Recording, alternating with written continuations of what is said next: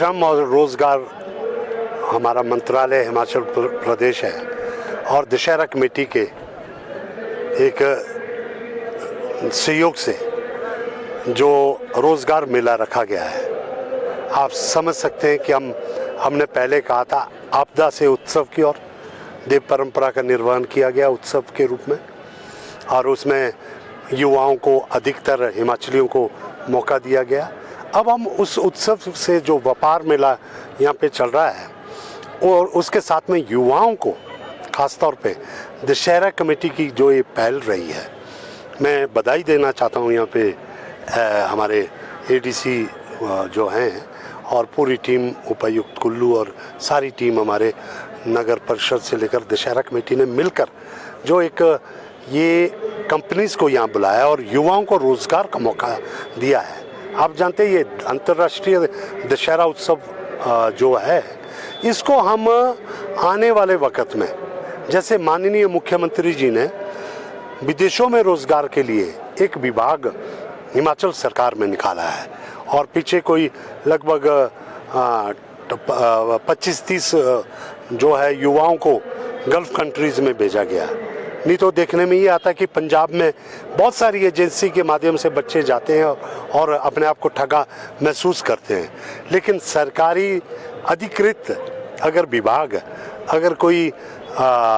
रोज़गार के विदेशों में मौके उपलब्ध करवाता है तो उसी संदर्भ में हम अंतर्राष्ट्रीय दशहरा को भी इस्तेमाल करना चाहते हैं। जितने इंटरनेशनल ट्रूप्स यहाँ पे आते हैं, एम्बेसडर्स आते हैं, उनसे हम अगले साल से हम इंटरेक्शन करके कि किन किन क्षेत्रों में हम जो संस्कृति का आदान प्रदान तो चलता रहेगा, क्योंकि उनको हम यहाँ पे मेहमान नवाजी करते हैं, वो हमारे को भी इनवाइट कर रहे हैं वहाँ जाने के लिए, लेकिन रोज़गार क्या हम वहाँ पे उनके लिए उपलब्ध करवा सकते हैं, क्या व्यापार उनके साथ हो सकता है। इसके लिए हमने पिछले साल एक एम्बेसडर मीट भी की थी और मैं समझता हूँ कि जो एक जो जिसे कहते हैं ना कि केंद्र बिंदु जिस प्रकार का कुल्लू का ढालपुर मैदान है, यहाँ पे मंडी के द्रंग का क्षेत्र भी आता है, बाड़ी चौकी की पूरी तहसील आती है,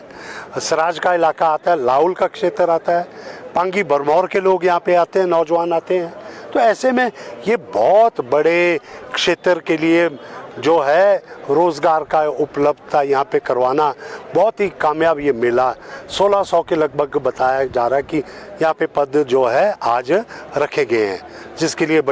इन नौजवानों को चयन करना है, नौजवान युवा और युवतियों को। और उसके साथ में अभी क्योंकि यहाँ पे रोशनी का उचित प्रबंध है, दशहरा कमेटी ने इनका रहने का और सारा यहाँ पे कंपनीज़ का बैठने का इंतज़ाम किया है, तो ऐसा ही इंतज़ाम हम आगे भी करेंगे। और हिमाचल ही नहीं, पूरे देश भर से, क्योंकि कुल्लू मनाली हर कोई आना चाहता है। दशहरे के पर्व को हम जहाँ उत्सव तक सीमित था, ये व्यापार मेले तक सीमित था, उसे रोज़गार उपलब्ध करवाने के लिए भी हम इस मंच को इस्तेमाल करेंगे। इसके लिए माननीय मुख्यमंत्री जी, श्रम और रोज़गार विभाग और दशहरा कमेटी के सभी विभागों का